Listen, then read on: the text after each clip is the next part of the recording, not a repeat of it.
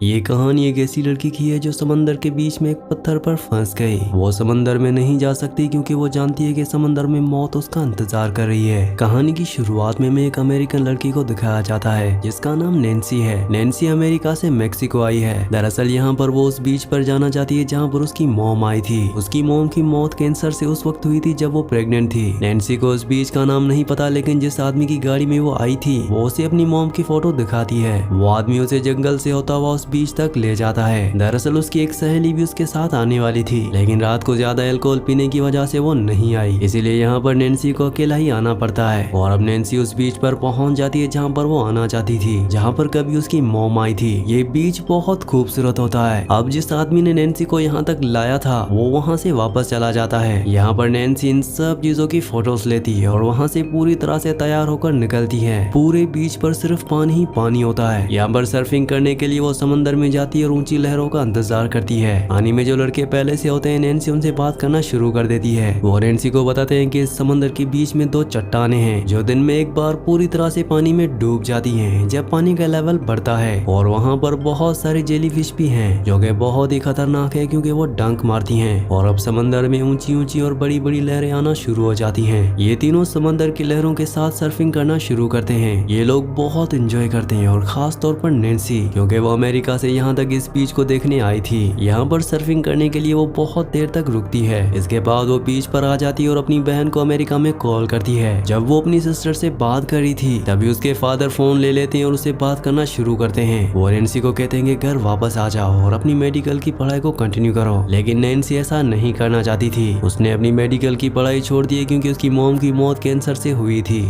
जिसके बाद से नैन्सी बहुत बुरी तरह से टूट गई। उसके फादर नैन्सी को समझाते हैं। वो कहते हैं कि तुम अपनी मॉम को अगर अपनी पढ़ाई छोड़ने की वजह बना रही हो तो ये बिल्कुल गलत है क्योंकि तुम्हारी मॉम एक फाइटर थी। नैन्सी कहती है फिर भी वो हम सबको छोड़कर चली गई। वो अपने फादर से कहती है कि मैं जल्दी आपसे मिलूंगी। उसके फादर कहते हैं कि कब? तो नैन्सी कहती है कि मुझे नहीं पता। दरअसल नैन्सी यहाँ पर इमोशनल हो जाती है और कॉल को डिस्कनेक्ट करके वापस एक बार फिर से सर्फिंग के लिए निकल पड़ती है। कुछ देर तक सर्फिंग करने के बाद यहाँ पर जो दो लड़के सर्फिंग रहे होते हैं वो उसके पास आते हैं। वो उसे कहते हैं कि रात होने वाली है, हमें वापस चलना चाहिए, लेकिन नैन्सी कहते हैं कि मैं भी कुछ देर और सर्फिंग करूंगी। वो दोनों समंदर से बाहर निकल जाते हैं और नैन्सी यहाँ पर लहर का इंतजार कर रही होती है। नैन्सी को ऐसा लगता है कि पानी में कुछ है और तभी पानी से डॉल्फिन्स निकलती हैं और नैन्सी उनके पीछे पीछे समंदर के और भी अंदर चली जाती है। वहाँ पर वो देखती है कि बहुत बड़ी व्हेल मछली है जो कि मरी हुई है और उसके ऊपर बहुत सारे परिंदे बैठे होते हैं। अब यहाँ पर लहर एक बार फिर से आ जाती है और नैन्सी उसमें सर्फिंग करना शुरू कर देती है। और जब वो सर्फिंग कर रही होती है तभी उसे कोई चीज टकराती है और वो बहुत बुरी तरह से पानी के अंदर जाकर अपनी सर्फिंग बोर्ड से अलग हो जाती है। वो बड़ी मुश्किल से ऊपर आकर बोर्ड को पकड़ लेती है और बोर्ड के ऊपर चढ़ती है, लेकिन पानी के अंदर से कोई उसे पानी में खींच लेता है और पानी में चारों तरफ खून ही खून फैल जाता है। एक बार फिर से ऊपर आकर वो देखती है कि बीच यहाँ से बहुत दूर है और शार्क उस तक पहुंचे उससे पहले ही वो व्हेल मछली के ऊपर चढ़ जाती है। वो बड़ी मुश्किल से अपने जख्मी पैर को बाहर निकालती है।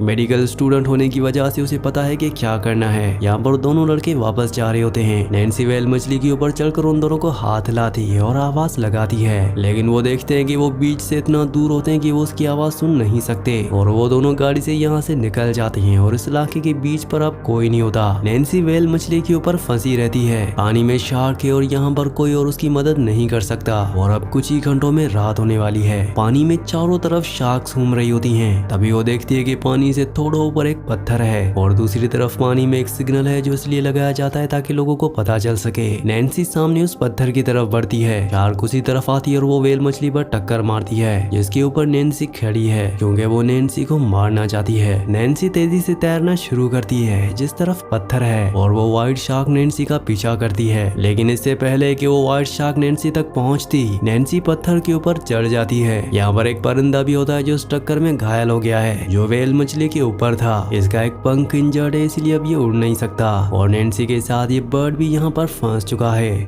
शार्क के काटने से नैन्सी का पैर का मांस पूरी तरह से फट चुका होता है, इसलिए वो अपने कान की इयररिंग्स निकालती है और उन इयररिंग्स को अपने पैर के उस हिस्से पर लगाती है जहाँ पर उसका मांस फटा हुआ है। इससे उसे बहुत दर्द होता है। वो इस तरह की स्टिचेस लगाती है जिसमें वो अपनी इयररिंग्स का इस्तेमाल करती है और उसके बाद जो जैकेट होती है वो अपने पैर पर बांध लेती है। धीरे धीरे पूरी तरह से रात हो जाती है और तभी वो देखती है कि उसका सर्फिंग बोर्ड पानी में है। नैन्सी को बोर्ड को वापस लाना है। वो चारों तरफ देखती है पर वहाँ पर व्हाइट शार्क कहीं भी नहीं होती। वो पानी में उतरकर धीरे धीरे उस बोर्ड की तरफ जाना शुरू करती है और तभी वो सामने देखती है कि व्हाइट शार्क उसी की तरफ आ रही है। वो जल्दी जल्दी वापस आ जाती है और एक बार फिर से पत्थर पर चढ़ जाती है, जिसे नैन्सी को पैर में बहुत दर्द होता है। अब सुबह हो जाती है और तभी नैन्सी देखती है कि बीच पर एक शराबी लेटा हुआ है। नैन्सी उसे जोर जोर से आवाज लगाना शुरू करती है। वो आदमी नैन्सी से ज्यादा दूर नहीं होता, इसलिए वो नैन्सी की आवाज को सुन लेता है और नैन्सी उसे इशारे से कहती है कि वहाँ पर मेरा बैग है जिसमें फोन है, तुम किसी को फोन करो। उस आदमी को नैन्सी का बैग मिल जाता है और वो उसका फोन और पैसे अपने जेब में रखकर बैग लेकर वहाँ से जाने लगता है, यानी कि वो उसका सामान चुरा रहा है। तभी वो पानी में देखता है कि नैन्सी का सर्फिंग बोर्ड भी है और वो सोचता है कि मैं इसे भी चोरी करके यहाँ से ले जाऊंगा। वो पानी में जाता है और उसकी सर्फिंग बोर्ड तक पहुँच जाता है और जब वो उसे वापस लेकर आ रहा होता है तभी शार्क उस पर हमला कर देती है और उस आदमी को मार देती है। और अब यहाँ पर नैन्सी के पास सिर्फ 6 घंटे बचे हैं, क्योंकि कुछ घंटों के बाद हाई टाइड हो जाएगा, जिससे समंदर का लेवल बढ़ जाएगा और जिस पत्थर के ऊपर नैन्सी ने पनाह ली है वो पत्थर पूरी तरह से पानी में डूब जाएगा और तब तक उसके पास शार्क से बचने का कोई रास्ता नहीं होगा। लेकिन नैन्सी की किस्मत अच्छी होती है। कुछ देर बाद यहाँ पर वही 2 लड़के आ जाते हैं जिनके साथ एक दिन पहले उसने सर्फिंग की थी और वो पानी में उसी की तरफ आ रहे होते हैं। नैन्सी चिल्ला चिल्ला कर उन्हें कहती है कि यहाँ पर मत आओ, यहाँ पर शार्क है। वो बोलते हैं फिक्र मत करो, यहाँ पर कोई शार्क नहीं है। और तभी उन दोनों में से एक लड़के के ऊपर शार्क हमला करती है और उसे पानी के नीचे ले जाती है। ये देखकर दूसरा लड़का नैन्सी की तरफ जल्दी जल्दी बढ़ना शुरू करता है, क्योंकि उसे किसी भी कीमत पर पत्थर तक पहुंचना होगा और वो नैन्सी तक पहुंच जाता है। नैन्सी उसका हाथ पकड़ लेती है और वो उसे ऊपर खींच रही होती है, लेकिन तभी शार्क उसे पानी के नीचे खींच लेती है और इस तरह से नैन्सी की एक उम्मीद जो उसे अभी कुछ देर मिली थी वो पूरी तरह से खत्म हो जाती है। और नैन्सी के पास अब सिर्फ आधा घंटा बचा है और आधे घंटे के अंदर अगर वो यहाँ से नहीं निकली तो टाइड हाई हो जाएगा और पूरा पत्थर पानी के अंदर डूब जाएगा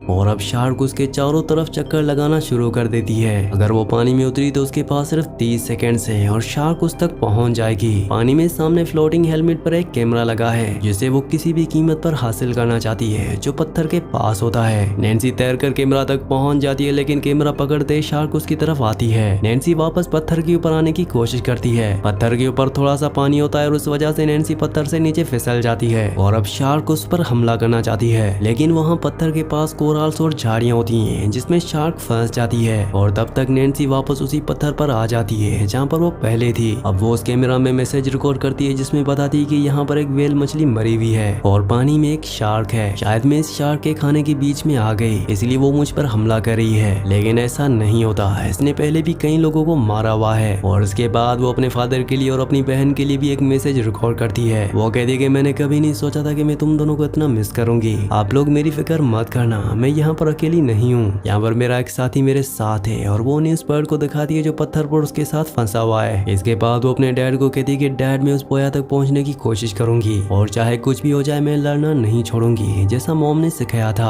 और अब वो उस कैमरा को हेलमेट के साथ पानी में फेंक देती है ताकि वो किनारे तक पहुँच जाए और ये मैसेज उसकी फैमिली तक पहुँच जाए। यहाँ पर जो बर्ड होता है नैन्सी ने उसके पंख को ठीक कर दिया होता है। वो जख्मी था लेकिन अभी भी उड़ नहीं सकता, इसीलिए वो उसे सर्फिंग बोर्ड के एक टुकड़े पर रखकर पानी में बहा देती है ताकि वो किनारे तक पहुंच जाए और महफूज हो जाए। कुछ मिनट्स के बाद पत्थर पूरी तरह से पानी में डूब जाएगा और उसे सिग्नल तक पहुंचना है, लेकिन वो यहाँ से कुछ दूरी पर है। अगर वो पानी में उतरेगी तो शार्क उस तक पहुंच जाएगी, लेकिन उसके पास दूसरा कोई चारा नहीं। वो पानी में उतरने की तैयारी कर रही होती है। पत्थर पानी में डूब चुका होता है और वहाँ पर बहुत सारी जेलीफिश आ जाती है। नैन्सी सिग्नल की तरफ देखती है और उस पानी में कूदती है। शार्क उसे मारने आ रही होती है जिससे उसे बहुत तकलीफ होती है। नैन्सी सोचती है कि अगर वो जेलीफिश के आसपास तैरती है तो शार्क वहाँ पर नहीं आएंगी और नैन्सी पानी में कूद जाती है। शार्क भी उस तरफ बढ़ना शुरू कर देती हैं और ठीक 3 सेकंड्स के बाद शार्क उस तक पहुंचने वाली होती है, लेकिन तब तक नैन्सी अपने आप को पानी के नीचे जेलीफिश के बीच में फंसा लेती है ताकि शार्क उस तक ना पहुंच पाए। और ऐसा होता भी है। जब शार्क लगभग उस तक पहुंच गई होती है तो जेलीफिश के डंक से वो पीछे हट जाती है और नैन्सी नीचे धीरे धीरे तैरते हुए उस बॉडी की जंजीर तक पहुंच जाती है जो नीचे बहुत ही शार्प रॉड से बंधा हुआ होता है। और अब नैन्सी ऊपर की तरफ तैरना शुरू करती है और शार्क एक बार फिर से उसके पीछे आती है, पर नैन्सी सिग्नल की सीढ़ियों तक पहुंच जाती है, जिसके बाद वो जल्दी जल्दी ऊपर चढ़ने की कोशिश करती है। और जब वो जल्दी जल्दी ऊपर चढ़ने की कोशिश करती है तो एक रोड टूट जाती है, जिसे नैन्सी सीधा शार्क के ऊपर गिरती है और वो उस रोड से शार्क को जख्मी कर देती है और जल्दी से वापस ऊपर चढ़ जाती है। इस बात से शार्क पूरी तरह से बौखला जाती है और सिग्नल पर हमला कर देती है, लेकिन नैन्सी अब ऊपर है और नैन्सी की किस्मत एक बार फिर उसका साथ देती है। उसे दूर एक कार्गो शिप दिखता है। नैन्सी सिग्नल पर एक फ्लेयर गन ढूंढती है और उन्हें इशारा करने की कोशिश करती है। वो फ्लेयर आसमान में चलाती है, लेकिन तब तक कार्गो शिप मुड़ चुका होता है और वो उसकी फ्लेयर गन को नहीं देख पाते। और यहाँ शार्क उस सिग्नल को गिराने की कोशिश कर रही होती है जिसके ऊपर नैन्सी है। तभी नैन्सी देखती है कि व्हेल मछली के आसपास बहुत सारा ऑयल है। दरअसल व्हेल के अंदर से ऑयल निकलता है और जब शार्क उस ऑयल के ऊपर से होती हुई नैन्सी की तरफ बढ़ रही होती है तो नैन्सी एक फ्लेयर ऑयल पर चला देती है, जिससे शार्क की बॉडी में आग लग जाती है। शार्क अब पूरी तरह से भड़क चुकी है और वो सिग्नल पर हमला करके उसे पकड़कर पानी में खींचती है, लेकिन अपने आप को सेव करने के लिए नैन्सी चारों तरफ जो लोहे की रोड्स होती हैं उन्हें पकड़ लेती है। तभी नीचे नैन्सी देखती है कि सिग्नल की जंजीर नीचे जुड़ी होती है और वो अपने दिमाग का इस्तेमाल करती है और उस हिस्से को खींचना शुरू कर देती है जो कि लोहे के शार्प रोड्स के साथ जुड़ा होता है और वो सिग्नल को नीचे खींचना शुरू कर देती है। शार्क वहाँ से बहुत तेजी से पीछे आती है और इससे पहले कि वो नैन्सी से टकराए, नैन्सी लोहे की जंजीर को छोड़ देती है। शार्क की स्पीड ज्यादा थी और वो लोहे की रोड से टकरा जाती है जो उसकी आर पार हो जाती है और इस तरह से शार्क का खात्मा हो जाता है। अगली सुबह यहाँ पर एक आदमी उसे बचाने के लिए पहुंच जाता है, क्योंकि जिस कैमरा में नैन्सी ने मैसेज रिकॉर्ड किया था वो किनारे तक पहुंच गया था जो एक बच्चे को मिला था और वो अपने डैड को यहाँ पर बुलाकर ले आया। और इस तरह से नैन्सी की हिम्मत की वजह से और उसकी ना हारने के जज्बे की वजह से वो उस मुश्किल घड़ी से निकल जाती है। इसी सीन के साथ इस मूवी का इस कहानी का एंड हो जाता है। अगली कहानी आप किस मूवी पर सुनना चाहते हैं मुझे नीचे कमेंट्स में जरूर बताना, और अगर ये वीडियो आपको पसंद आई हो तो वीडियो को लाइक और चैनल को सब्सक्राइब लाजमी से कर देना।